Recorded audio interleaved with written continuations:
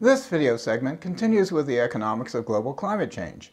It examines cost-benefit analyses, the approach often taken to determine the feasibility of major public projects. The major points of this segment are: number 1, cost-benefit analyses for large projects tend to underestimate costs and overestimate benefits. Number 2, analysts and planners estimate the value of non-marketed goods or services based on revealed preference methods. Number 3, revealed preference techniques associate non-market good or services with the actual markets for a complementary good or service. Mitigation of greenhouse gas emissions may require large government-sponsored projects, those costing more than $100 million. Governments in theory choose the course of action that yields the highest benefit at the lowest cost.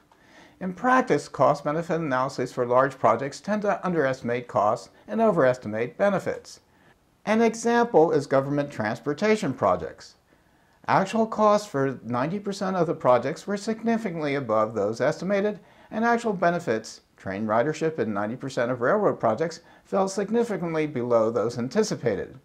Unfortunately, time has not improved the accuracy of cost-benefit analyses for transportation projects. The accuracy of cost-benefit analyses suffers from several problems. Analyses of large projects must account for the complexity and longevity of such endeavors, as well as their dependence on leading-edge and often bleeding-edge technologies. In addition, project planners often A. base estimates on past projects that seem similar to the current one, but may prove distinct. B. struggle with assessing the value of intangibles such as aesthetics, human welfare, peace of mind, or reputation. C. are under pressure from various interest groups to include or exclude various costs or benefits. D. have a stake in whether a project secures funding. E. suffer few penalties for mistakes. And F. tend to be overly optimistic, allocating insufficient funds and time for mishaps. Inaccurate cost-benefit analyses contribute to wasteful distribution of resource and delays in completion. These, in turn, are responsible for additional costs and fewer benefits.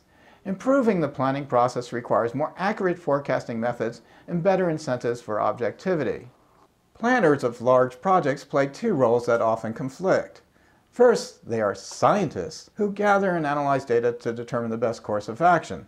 Second, they are advocates who present data to support their clients' preferred course of action.